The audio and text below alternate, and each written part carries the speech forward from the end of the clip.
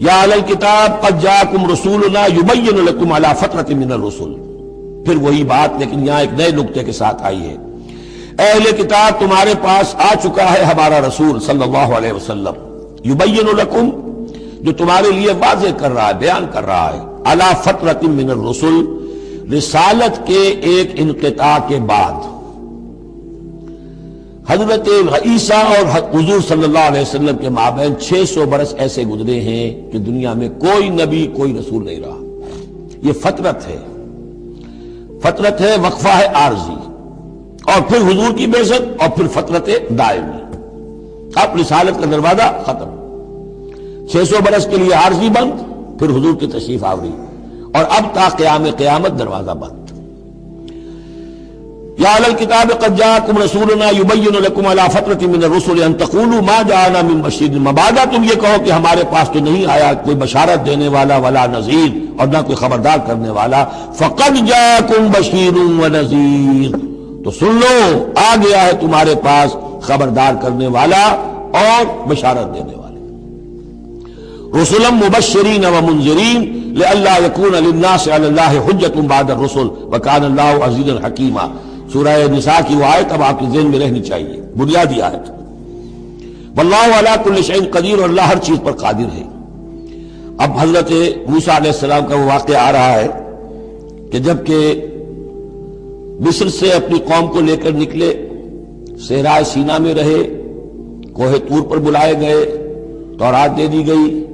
اب اس کے بعد انہیں حکم ہوا کہ فلسطین میں داخل ہو جاؤ، اور وہاں جو مشرک اور کافر قومیں آباد تھیں، فلسطی کہلاتے تھے، ان کو تم ان کے ساتھ جنگ کرو، انہیں وہاں سے نکالو، اور یہ تمہارے لیے ارض مقدس اللہ کی طرف سے موعود ہے، اس لیے کہ تمہارے ابراہیم، تمہارے جد امجد تھے وہ یہی تھے، یہی حضرت اسحاق تھے، یہی سے پھر حضرت یعقوب کے زمانے میں حضرت یوسف علیہ السلام جب مصر چلے گئے تھے تو یہاں سے تمہاری منتقلی مصر ہوئی تھی۔ اب جو اپنا اصل گھر ہے جاؤ اسے حاصل کرو۔ لیکن جب جنگ کا موقع آیا پوری قوم نے کوڑا جواب دے دیا کہ ہم جنگ کرنے کے لیے تیار نہیں۔ اس پر حضرت موسیٰ علیہ السلام کی مزاج میں جو تلخی پیدا ہوئی اور طبیعت کے اندر یوں سمجھیے بیزاری کی شدت پیدا ہوئی، وہ آپ دیکھیے گا کہ ہم یہ سمجھتے ہیں کہ رسول جو ہے وہ اپنی امت کے حق میں شفقت ہی شفقت ہوتا ہے، شفقت بھی ہے، جیسے اللہ کا معاملہ رؤوف بھی ہے، ودود بھی ہے، لیکن عزیز ذو انتقام بھی ہے، انتقام لینے والا بھی ہے۔ یہ دونوں شانیں ہیں۔ رسول کا معاملہ بھی یہی ہے، شفیق بھی ہے لیکن غیور بھی ہے، دین کی غیرت اس میں ہے، آپ سے بڑھ کر اللہ کے دین کی غیرت اس میں ہے، تو آخر ظاہر بات ہے کہ آپ کے طرز عمل سے بیزاری بھی ہوگی۔ پھر ان دونوں چیزوں کو سامنے رکھیے۔ اور یہ بات ذرا میں عرض کر دوں، تھوڑی سا نکتہ ہے سمجھنے کا، کہ چونکہ اس قوم کو اب تک بہت سا تجربہ ہوا تھا معجزوں کا، پیاس لگی، ہم سورہ بقرہ میں پڑھ آئے ہیں، ایک ضربی چٹان پر 12 چشمے پھوٹ گئے، کوئی محنت تو کرنی نہیں پڑی۔ بھوک لگی، من و سلوہ نازل ہو گیا۔ دھوپ لگی، سائبان جو ہے وہ ابر کا سائبان ساتھ ساتھ چل رہا ہے۔ سمندر راستے میں آیا، پھٹا، اس نے راستہ دے دیا۔ تو اس سے یہ بھی کہا جا سکتا ہے کہ اس لاڈ پیار کی وجہ سے بگڑ گئے تھے، اور یہی حکمت ہے کہ حضور کی پوری زندگی میں آپ کو اس طرح کا کوئی معجزہ نظر نہیں آتا۔ مسلمانوں جو کرنا ہے اپنی جان دے کر، ایثار سے، قربانی سے، محنت سے، مشقت سے، بھوک جھیل کر، فاقے برداشت کر کے کرو۔ یہ بہت اہم نکتہ ہے، سمجھ لیجیے۔ یہ عادی ہو گئے تھے۔ وَإِذْ قَالَ مُوسَىٰ لِقَوْمِهِ يَا قَوْمِ اذْكُرُوا نِعْمَةَ اللَّهِ عَلَيْكُمْ إِذْ جَعَلَ فِيكُمْ أَنْبِيَاءَ وَجَعَلَكُمْ مُلُوكًا، اور یاد کرو جب کہ موسیٰ نے کہا اپنی قوم سے، میری قوم کے لوگوں، اور تورات سے معلوم ہوتا ہے، بک آف ایکسوڈس جو ہے 6 لاکھ کی نفری تھی ان کی جب یہ نکلے ہیں مصر سے۔ اب ان میں بوڑھے بھی، بچے بھی اور عورتیں بھی، ان کو نکال دیجئے تو کم سے کم 1 لاکھ تو ہوں گے کہ جو ایسے لوگ ہوں کہ جو جنگ کی صلاحیت رکھتے ہوں، اور نیچے جائیے برسبیل تنزل تو 50,000 تو ہوں گے، لیکن ان کا حال کیا ہوا وہ دیکھ لیجیے۔ یا قوم اذکروا نعمت اللہ علیکم، میری قوم کے لوگوں اللہ کے اس انعام کا احساس کرو جو تم پر ہوا ہے۔ اذ جعل فیکم انبیاء، جبکہ تمہارے اندر اس نے نبی اٹھائے، یعنی خود میں نبی ہوں، میرے بھائی ہارون نبی ہیں، حضرت موسیٰ نبی تھے، حضرت یوسف نبی تھے جو آئے تھے۔ وجعلکم ملوکا، اور تمہیں بادشاہ بنایا ہے. بادشاہ بنایا ہے تو ظاہر بات ہے اس وقت تک اگرچہ ان کی بادشاہت تو قائم نہیں ہوئی تھی، ہو سکتا ہے یہ پیشین گوئی ہو کہ جو بتائی جا رہی ہو کہ آئندہ تمہیں اللہ تعالیٰ زمین کی سلطنت بھی اور خلافت بھی دینے والا ہے، جیسے کہ حضرت داؤد اور حضرت سلیمان کے زمانے میں ہوئی. ایک رائے یہ بھی ہے کہ چونکہ حضرت یوسف کے زمانے میں انہیں بڑا اقتدار حاصل ہو گیا تھا، بادشاہ تو نہیں تھے لیکن یہ کہ واقعتاً بادشاہوں کے بھی، جن کو کہتے ہیں کہ پیرزادے ہونے کے اعتبار سے بادشاہوں کے بھی مخدوم تھے اور ممدوح تھے، تو شاید اس کی طرف اشارہ ہو. وَآتَاكُمْ مَا لَمْ يُؤْتِ أَحَدًا مِّنَ الْعَالَمِينَ، اور تمہیں وہ ساری چیزیں دی جو پوری دنیا میں تمام جہان والوں میں کسی کو نہیں دی. یا قوم ادخلوا الارض المقدسۃ التي كتب اللہ لكم، اے میری قوم کے لوگوں اب داخل ہو جاؤ اس ارض مقدس میں، اس فلسطین میں جو اللہ نے تمہارے لیے لکھ دی ہے، اللہ کا فیصلہ ہے، تمہیں ملے گی. ولا ترتدوا على ادباركم، اور اب اپنی پیٹھوں کے بل نہ واپس نہ پھرنا. فتنقلبوا خاسرین، اگر ایسا کرو گے تو خسارے میں رہو گے. قالوا یا موسیٰ ان فیہا قوما جبارین، انہوں نے کہا موسیٰ ہم فلسطین میں داخل ہو جائیں، اس میں تو بڑی جابر قوم ہے، بڑی طاقتور قوم ہے، قداور لوگ ہیں، لئیم ہے، جسیم ہے. ان فیہا قوما جبارین وانا لن ندخلها حتی یخرجوا منها، ہم اس زمین میں داخل نہیں ہوں گے، اپنے قدم نہیں بڑھائیں گے جب تک کہ وہ وہاں سے نکل نہ جائیں. وَإِن يَخْرُجُوا مِنْهَا فَإِنَّا دَاخِلُونَ، وہ نکل جائیں پھر ہم داخل ہو جائیں گے. قَالَ رَجُلَانِ مِنَ الَّذِينَ يَخَافُونَ، کہا دو اشخاص نے کہ جو خوف رکھتے تھے اللہ کا بھی، انعم اللہ علیہما، اللہ نے بھی ان پر انعام کیا تھا. یہ دو شاگرد تھے جو قریبی صحابی یا حواری تھے حضرت موسیٰ کے. یوشع ابن نون تو وہ ہے کہ جو پھر ان کے بعد جانشین بھی ہوئے، اور گمان غالب یہی ہے کہ وہ نبی بھی تھے، اور دوسرے تھے کالب بن یفنہ. تو ان دونوں نے اپنے قوم کے لوگوں کو سمجھانا چاہا. قال رجلان من الذین یخافون انعم اللہ علیہما ادخلوا علیہم الباب، ہمت کرو دروازے میں ایک دفعہ گھسو تو صحیح. فَإِذَا دَخَلْتُمُوهُ فَإِنَّكُمْ غَالِبُونَ، جب تم داخل ہو جاؤ گے تو غلبہ تمہیں مل جائے گا. وَعَلَى اللَّهِ فَتَوَكَّلُوا، اللہ پر توکل کرو، ان کنتم مؤمنین، اگر تم مومن ہو. قالوا یا موسیٰ انا لن ندخلها ابدا، انہوں نے کہا موسیٰ ہم تو کبھی بھی، یہ ترجمہ کبھی بھی اصل میں کیا گیا ہے اس مصحف میں بھی، لیکن یہ گرامر کے اندر عربی محاورے میں ابدا، ہرگز ہرگز، ہم ہرگز ہرگز داخل نہیں ہوں گے. یا موسیٰ لن ندخلها ابدا، ہم ہرگز داخل نہیں ہوں گے ما داموا فیہا، جب تک کہ وہ اس میں موجود ہیں. فَاذْهَبْ أَنْتَ وَرَبُّكَ، جاؤ تم اور تمہارا رب. اور یہ میری طرف سے اضافہ کر لیجئے، ساتھ اپنی لٹھیاں بھی لے جاؤ، یہ تمہارا عصا جو ہے اس نے بڑے بڑے کارنامے دکھائے ہیں، یہ بھی ساتھ لے جاؤ. فَاذْهَبْ أَنْتَ وَرَبُّكَ فَقَاتِلَا، اور جا کے قتال کرو. إِنَّا هَاهُنَا قَاعِدُونَ، ہم تو یہاں بیٹھے ہیں، زمین جنبت نہ جنبت محمد، ہم تو یہاں ٹکے ہوئے، ہم نہیں ہلیں گے. قال رب، اب دیکھیے بیزاری، وہی حضرت موسیٰ سورہ قصص میں آپ واقعہ پڑھیں گے کہ ایک قبطی جو تھا وہ مار رہا تھا ایک اسرائیلی کو، تو اس کی طرف سے پھر مدافعت کرتے ہوئے حضرت موسیٰ نے ایک مکہ رسید کیا اور اس قبطی کی جان نکال دی. فوقظہ موسیٰ فقضى علیہ، اس وقت اتنی محبت اپنی قوم سے، اور اب کیا حال ہے. قال رب انی لا املک الا نفسی واخی، انہوں نے عرض کیا پروردگار مجھے تو اختیار نہیں ہے سوائے اپنی جان کے اور اپنے بھائی ہارون کی جان کے. ففرق بیننا، باقی یہ پوری قوم انکار کر رہی ہے تو اب تفریق کر دے، علیحدہ کر دے، جدائی ڈال دے ہمارے مابین، وبین القوم الفاسقین، اور ان ناہنجار لوگوں کے درمیان میں اب ان کے ساتھ رہنا نہیں چاہتا. آج کی اصطلاح میں ہم کہہ سکتے ہیں میرا استعفیٰ قبول فرما لے، کہ میں اب ان کے ساتھ نہیں رہنا چاہتا. ان کی ناہنجاری، جو کچھ انہوں نے دیکھا ہے، میرے ہاتھوں سے جو معجزے دیکھے ہیں، میرے اور ان کے درمیان اب تفرقہ پیدا کر دے. اللہ نے یہ درخواست قبول نہیں کی، لیکن یہ کہ تذکرہ بھی نہیں کیا. قال فإنها محرمة عليهم 40 سنة، نہیں، ہم جو سزا انہیں دے رہے ہیں وہ یہ ہے کہ اب یہ ارض مقدس، اگر یہ بزدلی نہ دکھاتے ابھی ہم انہیں دے دیتے. اب انہوں نے بزدلی دکھائی ہے تو اب یہ ان پر حرام رہے گی 40 برس تک. یتیہون فی الارض، اسی صحرا میں، اسی صحرائے سینا میں، سینائی پیننسولا، یہ بھٹکتے پھریں گے. فلا تأس علی القوم الکافرین، قوم الفاسقین. تو اب آپ اس فاسق لوگوں کے بارے میں اب آپ افسوس نہ کریں، اپنے دل کے اندر رنج نہ لیں جو کچھ ان پر بیتے گی، لیکن بہرحال آپ ان کی طرف رسول بنا کر بھیجے گئے ہیں، جب تک زندگی ہے آپ کو ان کے ساتھ رہنا ہے. یہاں ذرا یاد کر لیجئے کہ جو حضرت موسیٰ نے کہا انی لا املک الا نفسی و اخی، حضور سے کیا کہا گیا تھا سورہ نساء میں فقاتل فی سبیل اللہ لا تکلف الا نفسک وحرض المؤمنین، اے نبی آپ اللہ کی راہ میں قتال کیجئے، آپ پر ذمہ داری نہیں ہے سوائے اس کے کہ آپ کی اپنی جان ہے، اور آپ اہل ایمان کی جتنی تحریض، ترغیب، تشویق، جتنے ان کے ایمان کے جذبات کو اپیل کرنا ممکن ہے کیجئے بس۔ وَاتْلُ عَلَيْهِمْ نَبَأَ ابْنَيْ آدَمَ بِالْحَقِّ، اب یہ معاملہ ہو رہا ہے قتل ناحق کے سلسلے میں، ملک میں فساد مچانے کے سلسلے میں، چوری ڈاکے کے سلسلے میں، کیا ان کی اہمیت ہے، کیا اس کے پھر سزائیں ہیں۔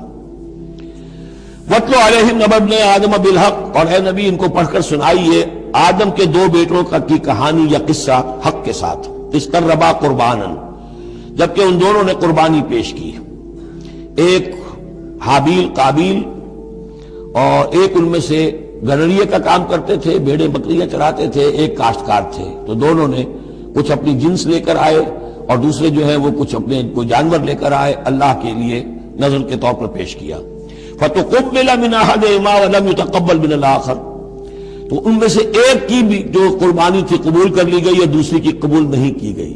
یہ کیسے معلوم ہوا؟ یہ میں بتا چکا ہوں آپ کو کہ اس وقت کا معاملہ یہ تھا کہ قربانی کی قبولیت کی علامت یہ ہوتی تھی کہ آسمان سے ایک شعلہ سا نیچے اترتا تھا اور وہ اس کو بھسم کر دیتا تھا، گویا کہ اللہ نے قبول فرما لی۔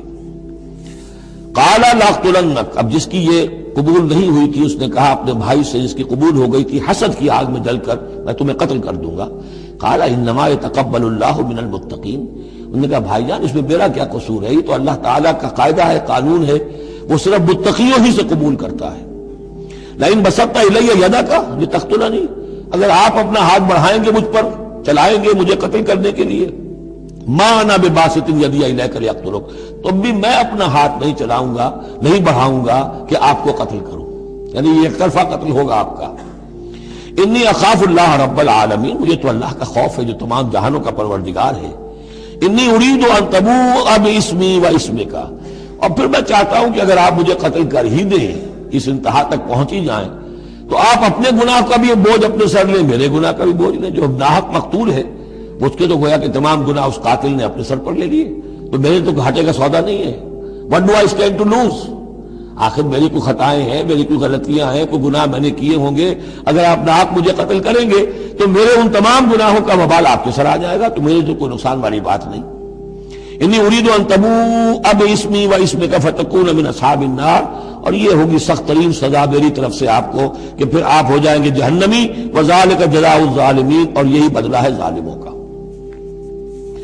فطوعت لہ نفسہ قتل اخیہ، اب اس کے نفس نے آمادہ کر ہی لیا اسے اپنے بھائی کے قتل پر، یعنی ان الفاظ میں بٹوین دی لائنز یوں سمجھیے کہ ہے اس کے اندر بھی وہ تو رہتا ہے نا حق اور باطل کی ایک کشاکش اور نیکی اور بدی کا غلبہ، قتل کروں یا نہ کروں، آخر بھائی کی باتیں بھی آئی ہیں، وہ دل نشین ہے، لیکن یہ کہ نفس جو ہے اس وقت اس کے اندر جو بھی شیطنت گھسی ہوئی تھی، اس نفس نے اسے آمادہ کر ہی لیا اپنے بھائی کو قتل کرنے پر، فقتلہ، تو اس نے انہیں قتل کر دیا، فاصبح من الخاسرین، ہو گیا تباہ ہو جانے والوں میں۔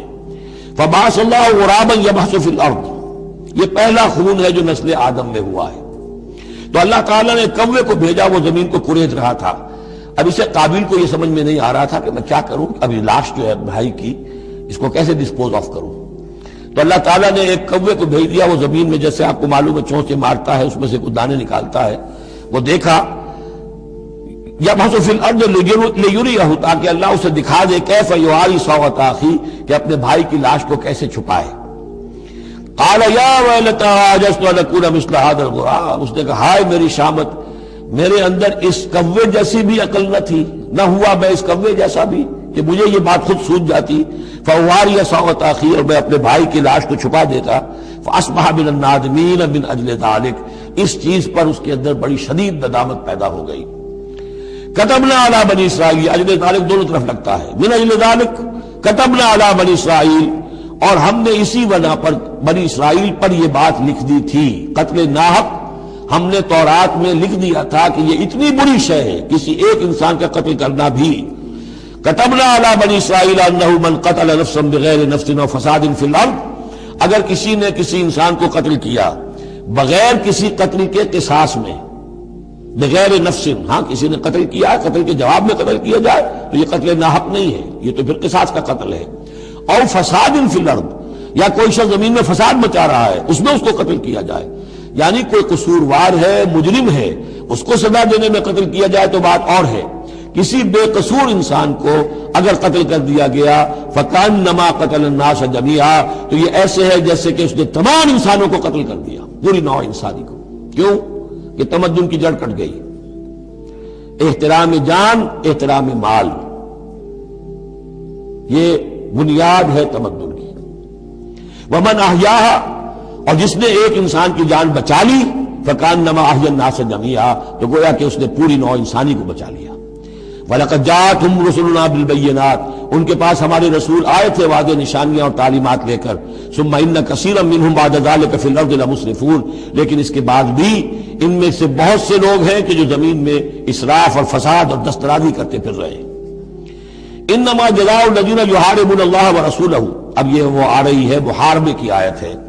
اگر اسلامی ریاست ہے اور اس میں کوئی گروہ ہے جو فتنہ و فساد مچا رہا ہے، کوئی دہشت گردی کر رہا ہے، خون ریزی کر رہا ہے، قتل و غارت کر رہا ہے، راہزنی کر رہا ہے، ڈاکے ڈال رہا ہے، گینگ ریپ ہو رہے ہیں، تو ان کی سزا کیا ہے؟ انما جزاء الذین یحاربون اللہ ورسولہ، لیکن یہ اسلامی ریاست کی ہے جس میں اسلامی قانون نافذ ہو۔ اصل میں سزائیں بھی جو ہیں وہ اسی معاشرے میں جس میں کہ باقی سارا اسلام کا نظام بھی قائم ہو، ورنہ نظام یہ ہو جھوٹی گواہیاں دینے والے موجود ہوں، ایمان فروش موجود ہوں، ججوں کو خریدا جا سکتا ہو، اور اس میں یہ سخت قوانین بنا دیے جائیں، تو پھر اس سے جو نتائج نکل رہے ہیں وہ بجائے یہ کہ شریعت کو کوئی نیک نامی ملے، شریعت بدنام ہوتی ہے الٹی۔ تو پورا نظام جیسا کہ میں نے کہا تھا کہ لا جو ہے قانون وہ سسٹم کو سبسرو کرتا ہے، سسٹم صحیح ہو اب وہ قانون صحیح جو ہے اسے سپورٹ کرے گا اور اسے برقرار رکھے گا، اس کی حفاظت کا ذمہ دار ہوگا۔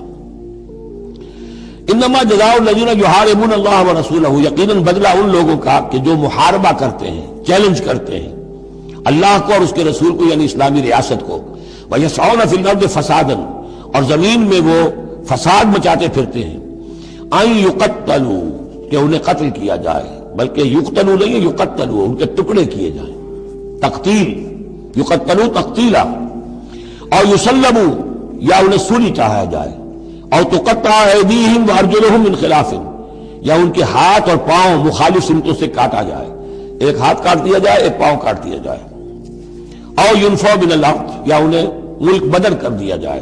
ذالک لہم خزی فی الدنیا، یہ تو ہے ان کے لیے دنیا کی زندگی میں رسوائی، وَلَهُمْ فِي الْآخِرَةِ عَذَابٌ عَظِيمٌ، اور آخرت میں ان کے لیے مزید بہت بڑا عذاب ہے۔ إِلَّا الَّذِينَ تَابُوا مِن قَبْلِ أَن تَقْدِرُوا عَلَيْهِمْ، سوائے اس کے کہ جو لوگ توبہ کر لیں اس سے پہلے کہ تم ان پر قابو پاؤ۔ ایک تو یہ ہے کہ توبہ کر لی ہے، ابھی وہ ڈاکو پکڑے نہیں گئے، پکڑے جانے سے پہلے توبہ کر رہے ہیں، اس میں رعایت کی گنجائش ہے، لیکن جب پکڑے گئے اب توبہ کا دروازہ بند ہو گیا۔ إِلَّا الَّذِينَ تابوا من قبل ان تقدروا علیہم، سوائے ان کے کہ جو توبہ کر لیں اس سے پہلے کہ تم ان کے اوپر قابو پاؤ، فاعلموا ان اللہ غفور الرحیم، تو ان کے ساتھ نرمی کی جا سکتی ہے، تو جان لو کہ اللہ تعالیٰ غفور اور رحیم ہے۔ یہی معاملہ کیا تھا حضرت علی رضی اللہ تعالیٰ عنہ نے خوارج کے ساتھ، کہ اگر تم اپنے غلط عقیدے پر قائم رہو میں تمہیں کچھ نہیں کہوں گا، لیکن تم اگر خون ریزی کرو گے، قتل و غارت کرو گے، تو پھر ظاہر بات ہے کہ میں تمہارے ساتھ رعایت نہیں کر سکتا، محض عقیدے کی حد تک میں تمہیں کچھ نہیں کہوں گا۔ یا ایھا الذین آمنوا اتقوا اللہ وابتغوا الیہ الوسیلۃ وجاہدوا فی سبیل اللہ لعلکم تفلحون، اہل ایمان اللہ کا تقوی اختیار کرو اور اس کی جناب میں اس کا قرب تلاش کرو۔ اس لفظ نے بھی کافی لوگوں کو پریشان کیا ہے۔ وسیلے کا لفظ اردو میں آتا ہے تو ذریعے کے معنی میں آتا ہے، وسیلہ ذریعہ، کسی تک پہنچنے کا ذریعہ، سفارش کے لیے کسی کو وسیلہ بنا لیا، کسی کو ذریعہ بنا لیا۔ عربی میں وسیلہ کے یہ معنی نہیں ہے، عربی میں وسیلے کے معنی قرب ہے صرف۔ بدقسمتی سے بعض تو الفاظ ایسے ہیں کہ جو عربی میں ان کا مفہوم بالکل کچھ اور ہے، اردو میں کچھ اور ہے، بعض ایسے ہیں کہ کچھ تھوڑا تھوڑا فرق ہے۔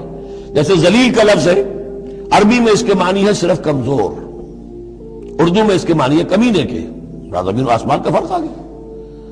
جیسے کہ ہم پڑھ آئے ہیں وَلَقَدْ نَصَرَكُمُ اللَّهُ بِبَدْرٍ وَأَنْتُمْ أَذِلَّةٌ، اے مسلمانوں یاد کرو اللہ نے تمہاری مدد کی تھی بدر میں جبکہ تم بہت کمزور تھے. اب اگر وہاں ذلیل کا ترجمہ اردو والا کر دیا جائے تو پھر ہمارے ایمان کے لالے پڑ جائیں گے. اسی طریقے سے عربی میں جہل کے معنی جو ہے وہ جذباتی ہونا ہے، ان پڑھ ہونا نہیں. پڑھے لکھے جاہل ہو سکتے ہیں، جذباتی ہیں، اکھنڈ ہے، اکھڑ مزاج کے لوگ ہیں. وہ غیر عالم کو جاہل نہیں کہتے، لیکن اردو میں جاہل کہتے ہیں جو ان پڑھ ہو. اسی طریقے سے یہ لفظ وسیلہ ہے، اس کا جو اصل مفہوم ہے قرب. اہل ایمان اللہ کا تقوی اختیار کرو نمبر 1. لیکن تقوی جو ہے وہ ذرا ایک نیگیٹو بات ہے، بچنا اللہ سے، اللہ کے غضب سے، اللہ کی ناراضگی سے، برائی سے بچنا، گناہ سے بچنا، نافرمانی سے بچنا، اللہ کے احکام کو توڑنے سے بچنا. یہ ایک منفی کانسیپٹ ہے. وابتغوا الیہ الوسیلہ، نہیں، آگے بڑھو، اس کا قرب تلاش کرو، تقرب، اس سے نزدیک ہو جاؤ، قریب سے قریب ہو جاؤ. لیکن اس تقرب کا ذریعہ کیا ہوگا؟ وجاہدوا فی سبیلہ لعلکم تفلحون، اس کی راہ میں جہاد کرو تاکہ تم فلاح پاؤ. اس سے بات بالکل کھل گئی. تقوی اور تقرب اللہ کے لیے جہاد. تقوی شرط لازم ہے. پہلے تو یہ کہ جو حرام چیزیں ان سے آپ بچیں، جن چیزوں سے روک دیا گیا ہے ان سے رک جائیں، اور اللہ کی نافرمانی جو ہے اس سے باز آ جائیں. اب اس کے بعد اس کی طرف آگے بڑھنا چاہتے ہیں، تقرب حاصل کرنا چاہتے ہیں، اس کی راہ میں جہاد کیجیے.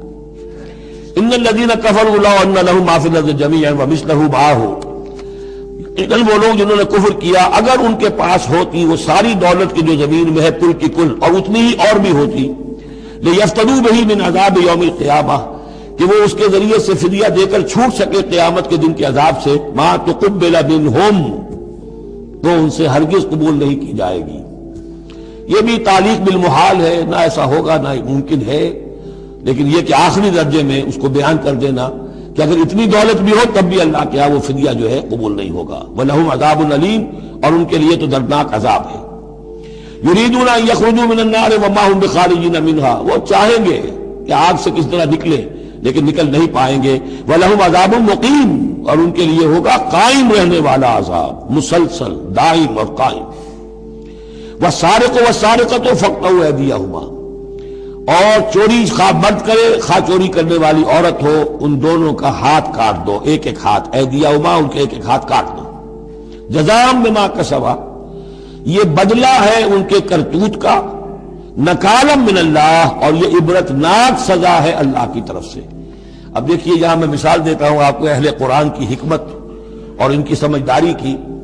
غلام احمد پرویز صاحب کہتے ہیں کہ یہ جو ہے کہ ہاتھ کاٹ دو چور کا، اس کا مطلب ہے ایسا نظام بنا دو کہ چوری کی ضرورت ہی نہ پڑے.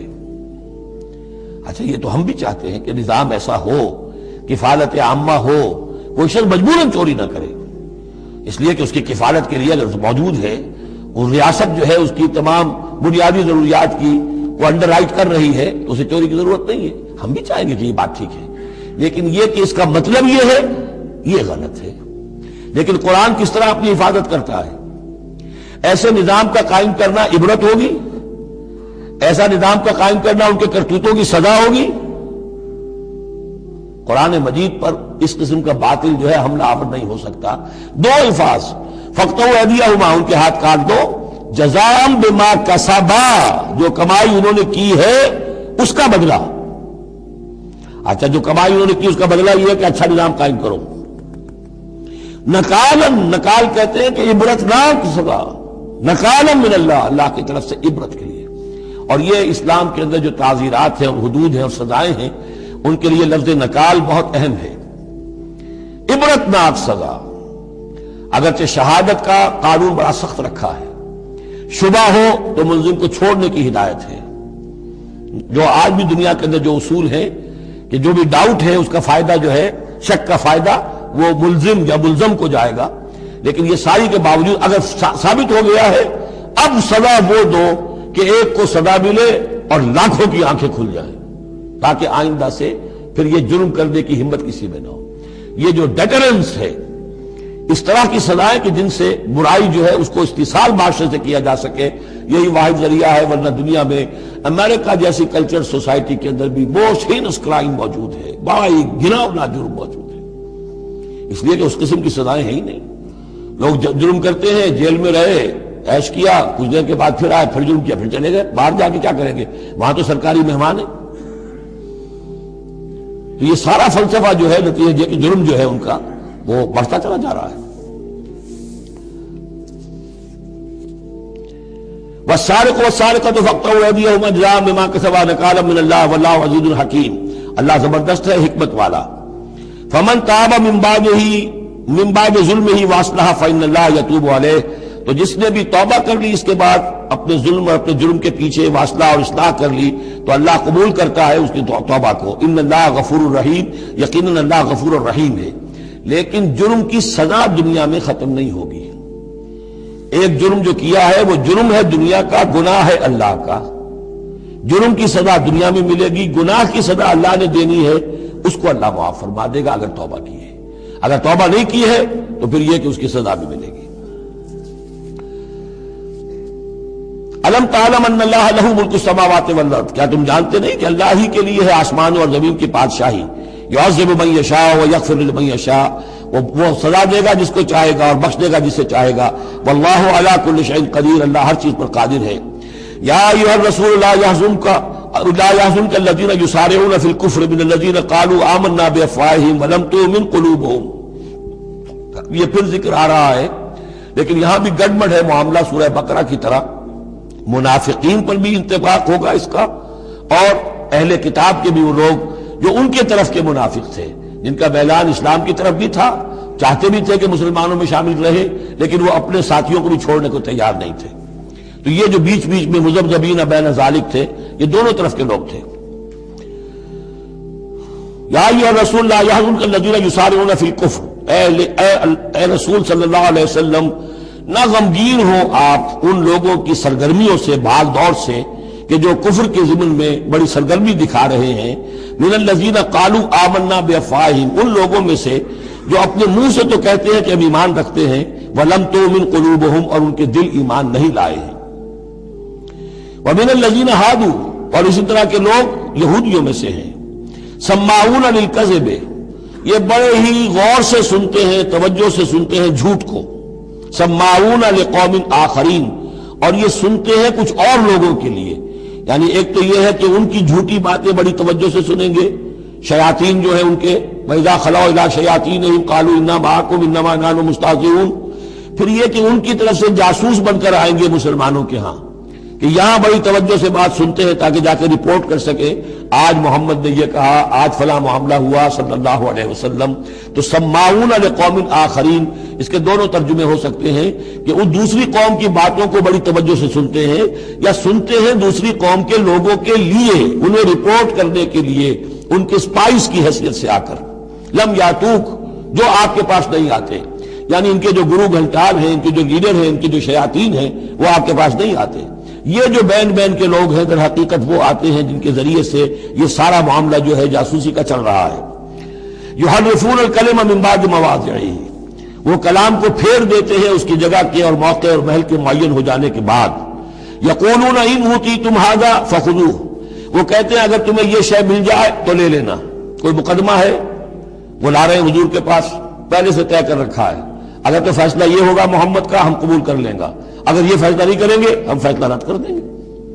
اور اسی سے یہ بات سمجھ لیجئے کہ اصل میں فتح مکہ تک جس معنی میں ہم لفظ بولتے ہیں ریاست، اسلامی ریاست، پورے طور پر ایک ہماگیر ریاست پورے طور پر مدینے میں فتح مکہ کے بعد قائم ہوئی ہے، پہلے قائم نہیں ہوئی.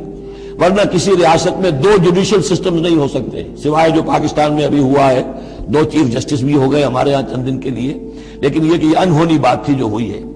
لیکن یہ کہ ہوتا نہیں دنیا میں، ایک ریاست ایک عدالتی نظام. یہ لوگ جب چاہتے تھے حضور کے پاس آ جاتے تھے، جب چاہتے تھے کسی اور یہودیوں کی عدالت میں لے جاتے تھے. تو پیرلل نظام وہاں چل رہے تھے. ہماگیر ریاست وحدت کی حیثیت سے، ایک آرگینک ہول کی حیثیت سے یہ فتح مکہ کے بعد قائم ہوئی.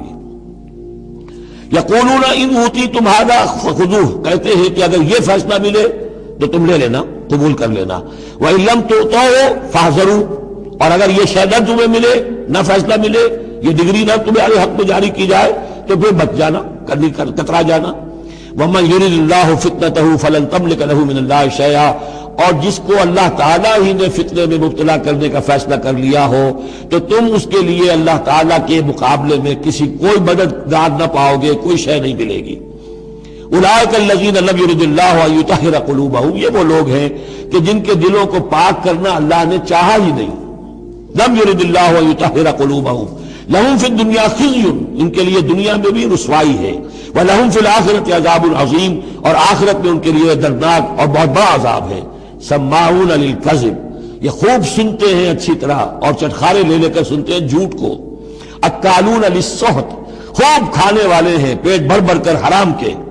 فإن جاؤوک، پھر اگر یہ آپ کے پاس آئیں، فحکم بینہم، آپ چاہیں تو ان کا مقدمہ لے اور فیصلہ کریں. او عارض عنہم، آپ چاہیں تو ان کا مقدمہ لینے سے انکار کر دیجیے، کیونکہ نیتیں ان کی نیک نہیں ہیں. وہ آپ کا فیصلہ لینے نہیں آئے، طے کیے بیٹھے ہوئے پہلے سے کہ اگر فیصلہ یہ ہوگا تو قبول کر لیں گے ورنہ ہم لوٹ کے آ جائیں گے. تو ایسے لوگوں پر اپنا وقت ضائع کرنا جو ہے اس کو کوئی ضرورت نہیں ہے. لیکن یہ کہ اندیشہ یہ ہو سکتا تھا کہ یہ جا کے پروپیگنڈا کریں گے، دیکھو ہم تو گئے تھے محمد کے پاس مقدمہ لے کر، یہ کیسے نبی ہے رسول ہے، یہ مقدمے کا فیصلہ کرنے کو تیار نہیں. تو یہ جو اندیشہ ہو سکتا تھا اس کی پھر آگے اللہ تعالیٰ کی طرف سے حضور کو اطمینان دلایا جا رہا کہ آپ پرواہ نہ کریں اس اندیشے کی. فَإِن جَاءُوكَ فَاحْكُم بَيْنَهُمْ أَوْ أَعْرِضْ عَنْهُمْ، اگر وہ آئیں آپ کے پاس اپنا مقدمہ لے کر تو چاہے تو آپ فیصلہ کریں اور چاہے اعراض کریں. وَإِن تُعْرِضْ عَنْهُمْ، اگر آپ ان سے اعراض کریں گے، ان کا مقدمہ جو ہے فیصلہ کرنے سے انکار کر دیں گے، فَلَن يَضُرُّوكَ شَيْئًا، وہ آپ کو کوئی ضرر نہیں پہنچا سکیں گے. ان کے مخالفانہ پروپیگنڈے سے قطعاً کوئی آپ کو ہراساں ہونے کی ضرورت نہیں ہے. وَإِنْ حَكَمْتَ، اور اگر آپ فیصلہ کریں، فَحْكُم بَيْنَهُمْ بِالْقِسْطِ، تو بہرحال آپ کو فیصلہ کرنا ہے عدل اور قسط کے ساتھ، انصاف کے ساتھ. ان اللہ یحب المقسطین، یقیناً اللہ تعالیٰ جو ہے وہ انصاف کرنے والوں کو پسند کرتا ہے، ان سے محبت کرتا ہے. وَكَيْفَ يُحَكِّمُونَكَ، اور اے نبی یہ کیسے آپ کو حکم بناتے ہیں، یہود کی طرف اشارہ ہے. وَعِندَهُمُ التَّوْرَاۃ، ان کے پاس تورات موجود ہے، نیت ہو تو اسی کے فیصلے کو لے کر چلیں. فیہا حکم اللہ، اس میں اللہ کا حکم موجود ہے. ثم یتولون من بعد ذلک، پھر بھی وہ اس کے بعد بھی اس سے روگردانی کرتے ہیں. وما اولئک بالمؤمنین، اور حقیقت میں یہ لوگ مومن نہیں ہیں، ایمان سے خالی ہیں، ایمان سے تہی دست ہیں. ان کا اصل روگ یہ ہے.